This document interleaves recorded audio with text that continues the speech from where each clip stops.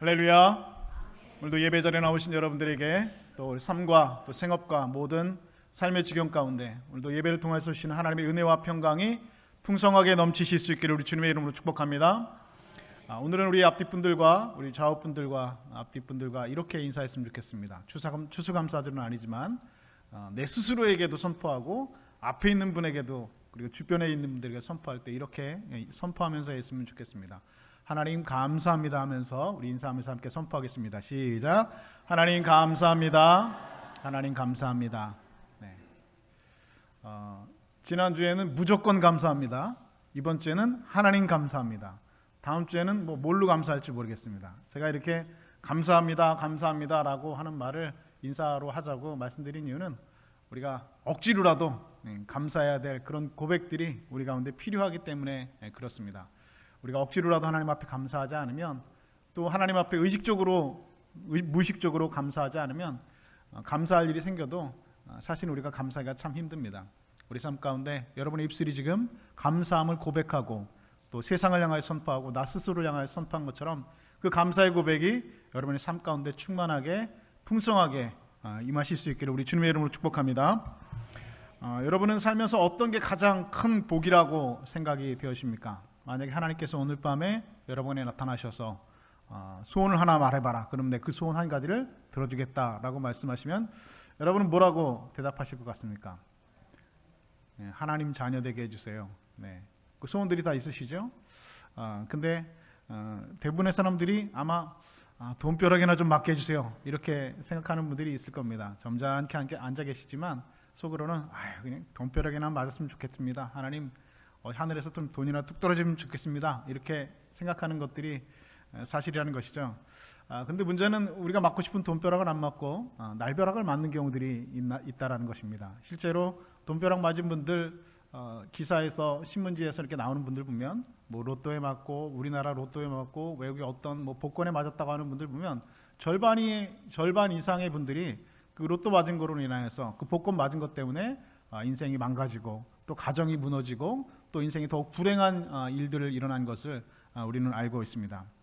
무슨 말이냐? 우리가 하나님께서 우리에게 물질로 복을 주시는 것, 분명히 하나님께서 주시는 복은 맞습니다. 그러나 여러분, 복이 곧 물질, 복이 곧 돈, 이런 등식은 성립하지 않는다는 것이죠.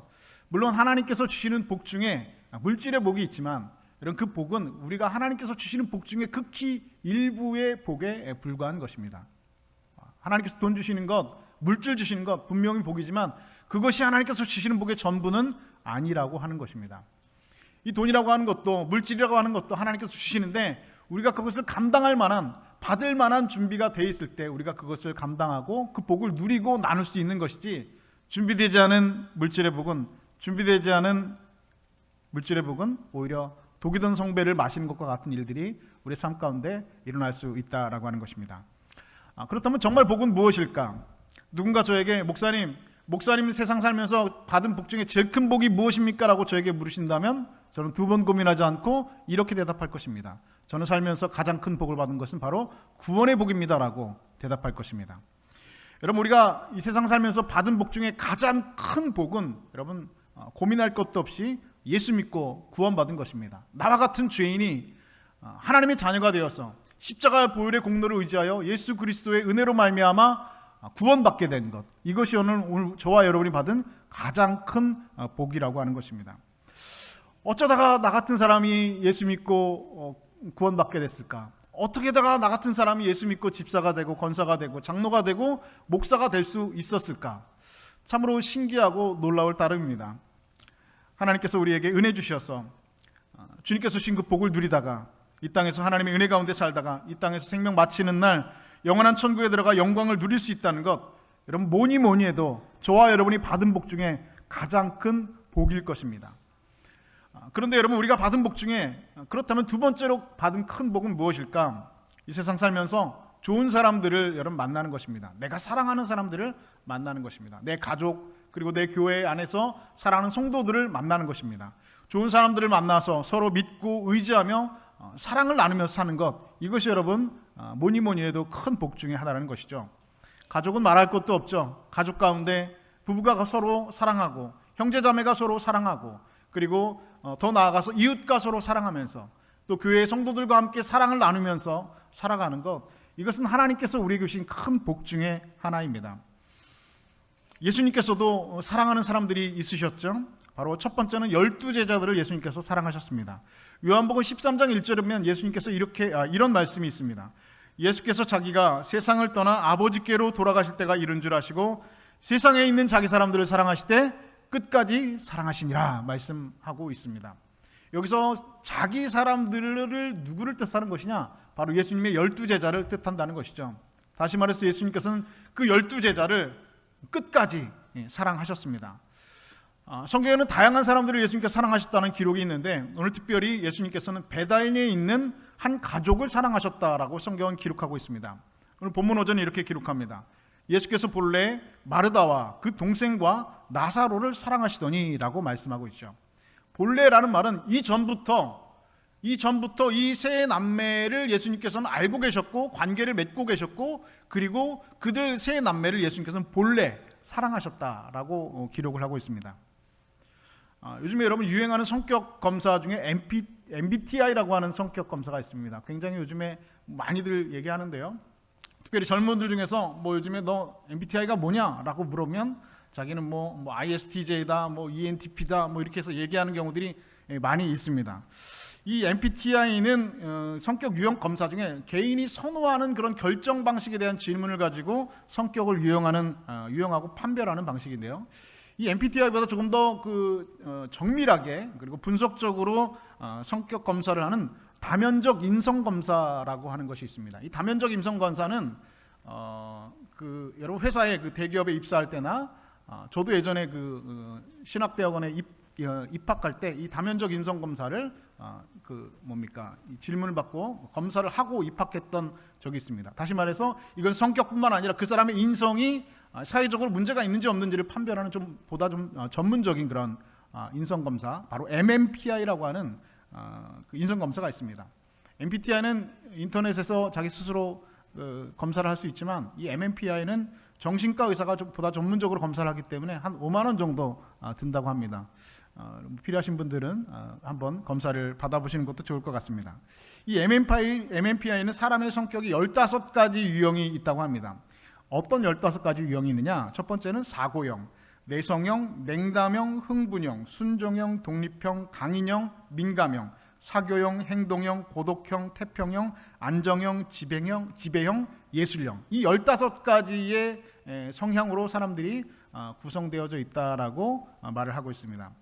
그런데 오늘 마르다와 마리아 그리고 나사로 이 세 사람은 서로 한 어머니의 뱃속에서 나온 세 형제 자매이긴 하지만 사실은 각기 전혀 다른 성격을 가지고 있습니다. 먼저 마르다는 아마 MMPI로 보면 아마 행동형이나 지배형에 속하는 사람이 아닐까 생각이 되어집니다. 성경에 나타나는 마르다의 성격은 굉장히 적극적이고 그리고 활동적인 사람으로 등장을 하고 있습니다. 길거리에서 예수님의 제자를 만나니까 자기 집으로 즉시 초대해서 식사를 나눌 만큼 굉장히 적극적인 성격을 그녀는 가지고 있었습니다. 그런데 이렇게 적극적이고 활동적인 사람은 거의 대부분의 분들이 자기 중심적인 생각과 사고를 하는 경향이 매우 많다라는 겁니다. 다시 말해서 무슨 일을 하든지 내가 나서서 해야 되고 자기 뜻대로 주장하는 경우들이 굉장히 많다는 것이죠. 성경에서 마리아는 동생 마리아가 자기를 돕지 않고 예수님 발치에서 말씀을 듣고 있으니까 화가 나서 예수님께 이렇게 말을 하기도 했습니다. 누가복음 10장 40절은 그녀의 말을 이렇게 전해주고 있죠. 주여, 내 동생이 나 혼자 일하게 두는 것을 생각하지 아니하시나이까? 그를 명하사 나를 도와주라 하소서. 여러분, 이 말씀을 잘 보시죠. 내 동생이 나 혼자 일하게 하는 것을 생각지 아니하십니까? 라고 예수님께 책망을 하고 있습니다. 예수님, 저는 지금 부엌에서 열심히 일하고 있는데 내 동생 마리아는 지금 이렇게 앉아가지고 그냥 예수님 발치에서 말씀만 듣고 있는데 그것 좀 안 보십니까? 나는 열심히 일하는 게 안 보입니까? 라고 예수님께 불평하고 오히려 예수님을 책망하고 있다는 겁니다. 그 다음에는 저를 명하사 나를 도와주라 하소서. 무슨 말입니까? 그냥 거기서 말씀 듣지 않고 부엌에 와서 나를 같이 좀 손길이 바쁘니까 일할 게 많으니까 부엌에서 나를 좀 도와주라고 명령해 주십시오. 도와주라 하소서라고 오히려 예수님에게 명령까지 하고 있습니다. 그녀는 여러분 무슨 일이 있든지 자기가 자기 뜻대로 해야 되고 자기 뜻대로 될 때는 다른 사람을 탓하고 원망하고 상처 주는 그런 사람입니다. 그러면서도 자기는 굉장히 일을 열심히 하는 사람이라고 생각을 합니다. 일은 열심히 하는데 사실 그 일하는 것 때문에 주변에서 늘 욕을 먹는 사람, 바로 마르다와 같은 사람의 성격입니다. 반대로 마리아는 사고형이나 순종형에 속한다고 볼 수가 있습니다. 성경에 나타난 마리아는 굉장히 조용한 성격의 소유자로 등장을 하고 있습니다. 누가복음 10장 39절은 이렇게 말씀합니다. 그에게 마리아라는 동생이 있어 주의 발치에 앉아 그의 말씀을 듣더니 라고 기록을 합니다. 마리아는 예수님이 오셨다고 부엌에 가서 음식을 만드는 것보다는 주님 발치에 앉아서 예수님의 말씀을 듣는 것, 예수님의 바로 말씀을 듣는 것에 집중했던 여인이었습니다. 뿐만 아니라 요한복음 11장 20절은 이렇게 기록합니다. 마르다는 예수께서 오신다는 말을 듣고 곧 나가 맞이하되 마리아는 집에 앉았더라 이렇게 말씀하고 있습니다. 역시 마르다는 적극적으로 예수님이 오신다는 얘기를 듣고 그냥 뛰쳐나가서 예수님 맞으러 나갔는데, 마리아는 무슨 일이 있을 때 앞에 나서기보다는 조용하게 뒤에 앉아 물러나 있는 그런 조용한 성격을 가지고 있는 사람이었습니다. 그리고 그녀들의 오빠인 나사로는 고독형이나 혹은 태평형에 속하는 사람이 아닌가 생각이 되어집니다. 나사로 역시 굉장히 소극적인 그런 사람이었습니다. 여러분 예전에 학교 다닐 때 졸업할 때 찍은 졸업 앨범 다 집에 있으신가요? 네, 요즘에 잘 안 보시죠? 네, 한번 꺼내서 한번 보시죠. 먼지가 하얗게 뽀얗게 쌓여있는 그 가끔 닦으셔야지, 안 닦으시면 나중에 안 닦이지도 않습니다. 그 졸업 앨범 보시면 예전에 졸업할 때 사진들 보고 내 얼굴도 보고 친구들 사진 보는데, 그 예전에 뭐 50명 60명 중에 이런 애가 우리 반에 있었나 싶은 사람이 있습니다. 그렇죠? 얘가 누구지? 이런 얼굴이, 이런 친구가 우리 반에 있었나 싶은 친구들이 한두 명씩은 꼭 있습니다. 아니면 동창회에 나갔는데 전혀 기억이 나지 않는 친구들도 있습니다. 이런 애가 우리 반에 있었나? 라고 생각이 되어지는 사람, 그런 사람이 여러분 바로 나사로 같은 사람입니다. 여러분 생각해 보시죠. 나사로는 어떤 사람이었습니까? 죽었다가 살아난 사람입니다. 죽었는데 예수님께서 부활시킨 사람입니다. 그런데 성경을 보면 그것으로 그냥 끝입니다. 그 다음에 그 나사로가 무엇을 했다라는 기록이 성경에 전혀 없다는 겁니다. 만약 여러분이 죽었다가 다시 살아났다고 한번 생각해 보실까요? 그것도 그냥 죽었다가 살아나는 것이 아니라 죽은 지 사흘이 돼서 썩는 냄새가 나는데 다시 살아났다고 한번 생각해 보십시오. 여러분 하던 일 그냥 계속 하시고 계시겠습니까? 그렇지 않죠. 아마도 신학교를 가겠다고 하겠던가, 아니면 여기저기 간증 집회를 다니면서 하나님의 은혜를 증거하고 다니는 그런 사람이 됐을 겁니다. 그도 아니면 나는 죽었다가 다시 살아났다, 내가 본 천국 하면서 책이라도 한 권 쓰는 것이 일반적인 사람들의 생각일 것입니다. 그런데 나사로는 나는 죽었다가 다시 살았다, 그리고 또 죽었다, 그게 끝입니다. 그 이후에 죽었다가 살아난 나사로가 무엇을 했다라고 하는 말씀이 성경에 전혀 기록되지 있지 않습니다. 다시 말해서 나사로는 그만큼 적극적인 성격이 아니라 굉장히 소극적인 성격이었다는 것을 우리는 미루어 짐작해 볼 수가 있습니다. 자, 그렇다면 여러분 이 세 남매 마르다와 마리아와 이 나사로가 한 배에서 태어난 한 형제자매이지만 이렇게 성격이 달랐는데, 그 중에서 예수님께서 어떤 사람을 가장 사랑했을 거라고 여러분 생각하십니까? 물론 마리아를 사랑하셨죠.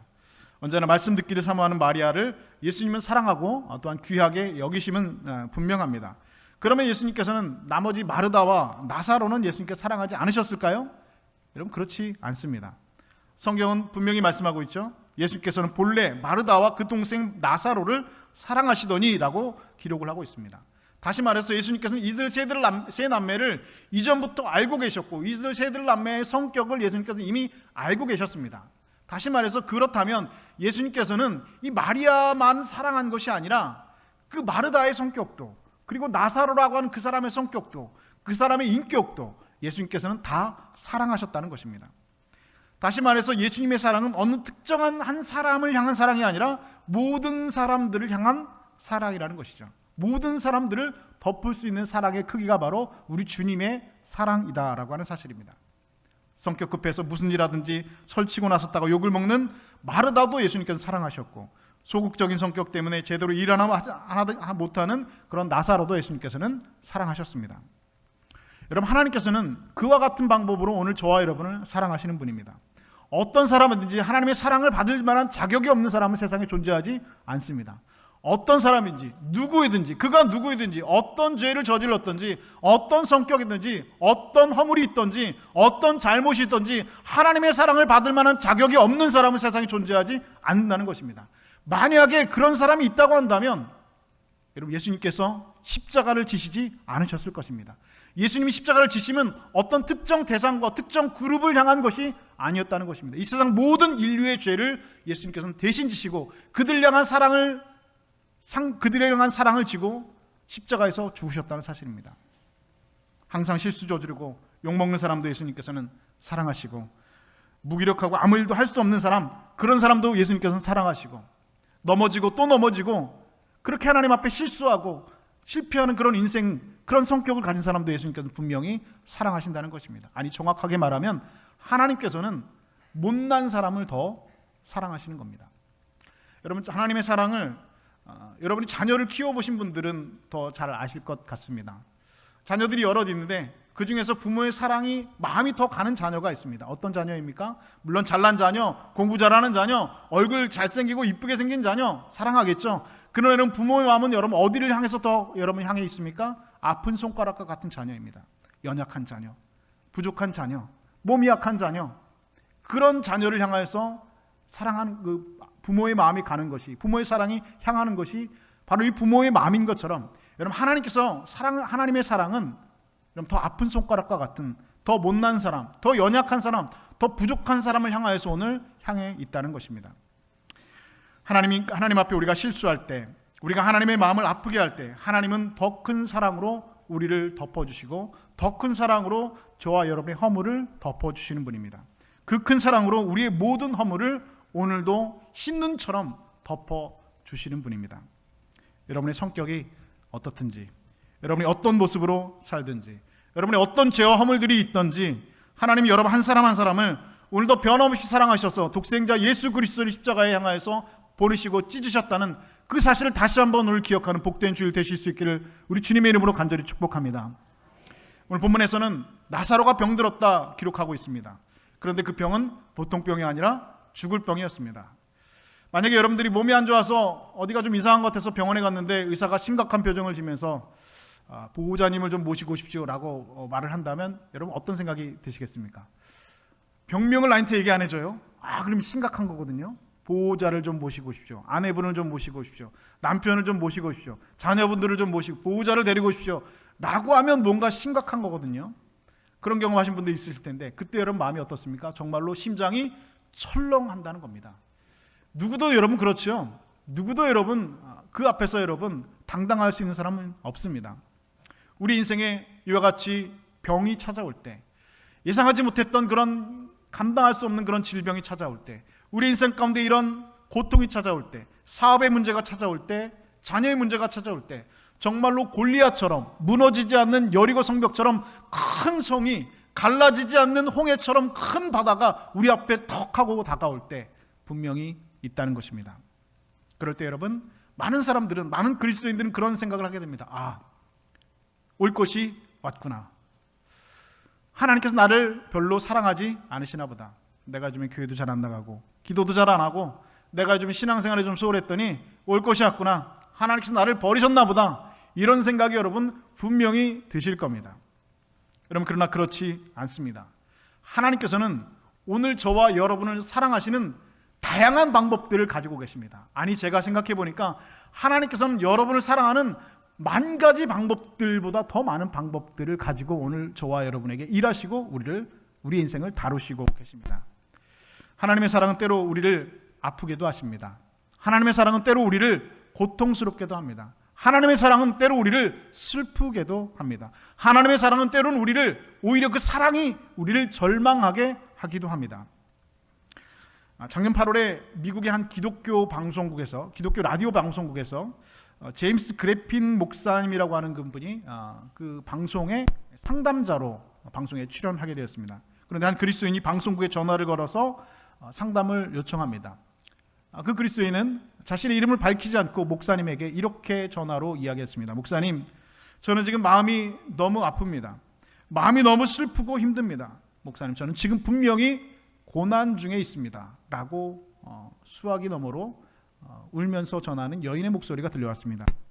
그러자 제임스 그리핀 목사님은 이렇게 그녀에게 대답합니다. 성도님, 고난 중이시라고 말씀하시니까 제가 참 기쁘군요. 고난 중에 있다니 제가 정말 기쁩니다. 왜냐하면 그 고난은 하나님의 영이 당신의 삶에서 일하시고 있다는 증거가 되기 때문입니다. 만약 지금 당신에게 고난이 없다면 저는 정말로 당신을 걱정했을 겁니다. 만약 당신에게 고난이 없다면 이렇게 묻겠습니다. 그럼 하나님의 영이 당신에게 어떻게 일하시게 되죠? 하나님의 영이 당신을 바꾸기 위해서 일하고 계십니까? 당신의 영과 육이 씨름하는 긴장감은 분명히 좋은 것입니다. 지금 고난을 겪는 분들에게 저는 이렇게 말하고 싶습니다. 고난으로 인해서 예수님의 힘을 얻으십시오. 고난은 하나님께서 당신의 삶에 일하시고 있다는 뜻이 됩니다. 원수의 거짓과 속임수에 속지 마십시오. 하나님 없기 때문에 내가 고난받는다는 그 원수의 말에 속지 마십시오. 아니요, 그렇지 않습니다. 하나님 바로 거기 계십니다. 우리 주님은 언제나 고통 중에 계십니다. 우리 주님은 언제나 고통 속에 계십니다. 그분은 지금 당신에게 뭔가를 하려고 하시는 중입니다. 사랑하는 여러분, 오늘 여러분의 고통과 고난을 통하여서 하나님 만나시는 기회가 되실 수 있기를 주님의 이름으로 축복합니다. 하나님께서는 언제나, 우리 주님께서는 고통 가운데 계십니다. 우리 찬양 중에 그런 찬양이 있죠. 고통 가운데 계신 주님. 여러분, 주님 어디 계십니까? 고통 가운데 계십니다. 고난을 통하여서 우리의 삶 가운데 찾아오셔서 고난을 통하여서 우리에게 임하신다는 것입니다. 목사님, 저는 아무 일도 없습니다. 남은 아무 고난도 없고 아무 평안하고 날마다 저는 평안합니다. 물론 평안한 것도 하나님의 복이지요. 그런데 여러분, 고난이 없다고요? 여러분, 그것은 정말로 걱정할 일입니다. 고난이 있다고요? 그것은 여러분 기뻐할 일이라는 것입니다. 주님께서 주신 고난은 나를 변화시키기 위한, 어떻게 변화시키기 위한? 하나님의 좋은 그리스도인으로 훈련되고 변화시키기 위한, 그렇게 변화시키시려고 하나님께서 우리를 다듬어 가시고 일하시고 계시는 하나님의 증거가 되신다는 것입니다. 이 사실을 믿으신 여러분 되실 수 있기를 주님의 이름으로 축복합니다. 그래도 고난은 힘듭니다. 그래도 고난은 아픕니다. 그래도 그 고난은 피해갔으면 좋겠습니다. 고난을 당해보시고 그 고통을, 그 슬픔을, 그 실패를 경험하신 분들은 그럼 다 아시죠. 그 고난 없었으면 좋겠어요. 내 인생 가운데 그런 고난 없었으면 좋겠습니다. 내가 그런 고난 당해봤습니까? 우리 아들도 그런 고난이 없었으면 좋겠어요. 그런 고통이 없었으면 좋겠어요. 하나님께서 내 아들은 꽃길만 걷게 했으면 좋겠습니다. 내 딸은 탄탄대로만 갔으면 좋겠습니다. 고통, 시험, 고난 그런 거 없이 하나님께 맨날 복 받아가지고 하나님 은혜 가운데 날마다 승승장구하면서 기쁨 가운데 행복한 삶만 살았으면 좋겠습니다. 우리 인간이 다 저와 같은 마음이고 우리 다 똑같은 마음입니다. 그러나 여러분, 고난은 하나님께서 저와 여러분을 만들어 가시는 하나님의 훈련장이 되어진다는 것입니다. 그리고 그 훈련을 여러분 혼자 감당하실 수는 없습니다. 그 고난을 여러분 감당하실 수 있는 방법은 바로 무엇입니까? 말씀을 통하여서, 기도를 통하여서, 예배를 통하여서, 우리 신앙생활을 통하여서 계속해서 우리가 영적인 힘을 공급받지 않으면 여러분 어떻게 됩니까? 나중에는 번아웃돼서 지쳐 쓰러질 수밖에 없습니다. 그리고 내가 지금 당하는 것이 고난인지 고통인지 뭔지도 깨닫지 못합니다. 그냥 하루하루 그냥 견디면서 버티면서 살아간다는 것입니다. 여러분, 분명히 기억하십시오. 하나님께서 여러분에게 주신 고난은 지난주에도 말씀드렸지만 사탄을 통하여서 하나님께서 허락하신 고난입니다. 그러나 그것은 하나님께서 그냥 지켜보시는 것이 아니라, 그냥 내버려 두신 것이 아니라 계속해서 그것을 지켜보시고 그 고난을 통해서 하나님께서 일하시고 계시고 하나님의 영으로 우리 가운데 임하신다는 것입니다. 그래서 고난은 위장된 뭐라고요? 축복이라고 하잖아요. 축복인데 그 축복이 뭘로 위장됐다고요? 고난으로 위장되어 있을 때문이라는 것입니다. 고난이 여러분 위장된 축복입니다. 그래서 바울은 그런 말을 했잖아요. 고난받은 것이 내게 뭐라고요? 유익이다. 고난받은 것이 내게 유익이다라고 고백할 수 있어야 합니다. 고난받는 중에는 그렇게 고백할 수 없겠죠. 그러나 그 고난을 통하여서 내가 그리스도인의 정결한 사람으로 변해간다면, 그렇게 변해갈 수 있다면, 나 자신을 하나님 말씀에 비추어서 깎아낼 수 있다면, 그렇게 나를 겸손의 모양으로 하나님의 사람으로 빚어갈 수 있다면 여러분, 그것은 분명 우리 인생 가운데, 우리 신앙 가운데 여러분 유익이라고 고백할 수 있게 된다는 것입니다. 그러나 고난은 그럼에도 도망가고 싶고 피하고 싶은 것이 사실입니다. 그러나 이스라엘 백성들이 출애굽할 때 한번 보시죠. 그 출애굽할 때 그 광야를 건너는데 그 고난과 같은 그 광야, 그 뜨거운 햇빛이 쏟아지는 그 광야, 아무것도 없는 광야, 낮에는 춥고 낮에는 덥고 밤에는 추운 그 광야길을 걷고 싶은 사람은 여러분 아무도 없습니다. 그런데 여러분 이스라엘 백성들 그 광야를 싸우면서 갔으면 일주일이면 갈 수 있는 길이었습니다. 그런데 싸우지 않고 도망가니까 얼마 걸렸습니까? 40년 걸렸습니다. 여러분 싸우면 7일이지만 도망가면 몇 년이라고요? 40년입니다. 여러분 분명합니다. 여러분 고난과 싸우셔야 됩니다. 고난을 여러분 피하지 마십시오. 여러분 고난을 잘 받으셔야 됩니다. 고난과 싸우시기 바랍니다. 사탄과 여러분 싸우시기 바랍니다. 여기에서 도망가면 여러분 40년이라는 것입니다. 싸우면 7일이면 갈 수 있는 거리였는데 도망가니까 40년 걸렸다는 것입니다. 사랑하는 여러분, 고난을 말씀으로, 믿음으로, 또한 기도로 극복하고 뚫어내셔서 더욱 정결한 하나님의 사람으로 변화되는 그리스도의 좋은 군사들 다 되실 수 있기를 우리 주님의 이름으로 축복합니다. 이어서 보면은 나사로가 병에 들자 마르다와 마리아는 예수님께 사랑을 보냈다라고 기록을 하고 있습니다. 본문 3절은 이렇게 말씀하고 있죠. 이에 그 누이들이 예수께 사람을 보내어 이르되 주여 보시옵소서 사랑하시는 자가 병들었나이다 라고 기록을 하고 있습니다. 자, 그런데 예수님께서 이 소식을 듣고 어떻게 하셨느냐? 나사로가 병들었다 함을 들으시고 그 계시던 곳에 이틀을 더 유하셨다라고 말씀을 하고 있습니다. 무슨 말입니까? 나사로가 지금 병이 들어서 죽게 되었는데 와서 좀 예수님 와서 좀 고쳐주십시오 라고 그 누이들이 예수님께 사람을 보냈는데 예수님께서 그 얘기를 들으시고 이틀을 거기서 더 유하셨다는 겁니다. 예수님은 마르다와 마리아 그 자매의 간절한 요구에 응답하지 않으시고 이틀을 더 유하셨다라고 성경은 분명하게 그리고 의도적으로 기록해 놓고 있습니다. 여러분 우리도 마찬가지죠. 우리의 인생 가운데 문제가 생겼을 때 하나님 앞에 나와 여러분 간절히 기도합니다. 그런데 때로 하나님께서 아무런 응답이 없으실 때가 있습니다. 이럴 때 우리는 하나님께서 나를 사랑하지 않는구나 라고 생각을 하게 됩니다. 마르다와 마리아도 여러분 똑같이 생각했겠죠? 예수님께 분명히 사람을 보내서 이 소식을 전했는데 오시지 않는 예수님을 생각하면서 예수님께서 우리를 사랑하지 않는구나. 예수님께서 우리 집에서 함께 밥도 먹고 예수님과 함께 관계도 맺고 그렇게 좋은 시절을 보내고 분명히 예수님께서 우리가 삼남매를 사랑하신다 말씀하셨는데 그게 거짓말이었구나. 사랑하시지 않는구나. 예수님 오시지 않는구나 라고 생각할 수 있습니다. 그와 같은 생각들을 여러분 마리아와 마르다도 생각할 수 있고 저와 여러분도 여러분 분명히 그렇게 생각할 수 있습니다. 목사도 여러분 그렇게 생각할 수 있습니다.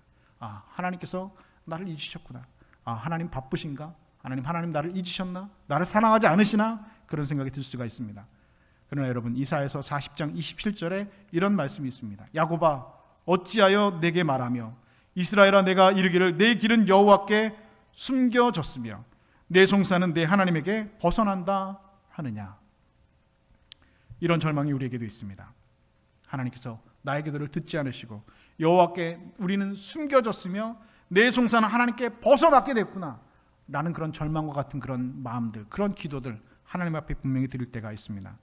여러분 그런 절망과 그런 슬픔과 그런 아픔이 우리의 인생 가운데 찾아올 때가 있습니다. 그러나 여러분 오늘 본문 5절과 6절 말씀은 이렇게 분명히 말씀하고 있습니다. 예수께서 본래 마르다와 그 동생 나사로를 사랑하시더니 나사로가 병들었다함을 들으시고 그 계시던 곳에 이틀을 더 유하시고 라고 말씀을 하고 있습니다. 그런데 이 원문 성경을 보면 여기에서 그러므로라고 하는 접속사가 빠져 있습니다. 이 단어 그러므로라고 하는 단어가 붙어 있다는 것이죠. 그래서 보다 정확하게 말하면 예수께서 본래 마르다와 그 동생 나사로를 사랑하시더니 그러므로 나사로가 병들었다함을 들으시고 그 계시던 곳에 이틀을 더 유하시고 라고 말씀하고 있다는 겁니다. 여러분 좀 이상하지 않을까요? 상식대로라면 사람하는 사람이 병들어서 죽어가고 있다면 만사 제쳐놓고 천리길도 여러분 달려가서 살려줘야 되는 것이 여러분 맞는 것 아닙니까? 그것이 여러분 상식적인 것입니다. 그런데 예수님께서는 사랑하시기 때문에 사랑하시더니 그러므로 이틀을 더 유하셨다라고 기록을 하고 있습니다. 다시 말해서 사랑하셨기 때문에 그래서 예수님께서는 이틀을 더 유하셨다라고 성경은 기록하고 있습니다. 이러면 생각해 보시죠. 예수님께서는 분명히 마르다와 마리아의 간구를 분명히 들으셨습니다. 그런데 예수님께서는 분명히 그 기도를 들으시고 그들의 간구를 들으시고 그들의 간절한 기도를 들으시고 예수님께서는 오셔서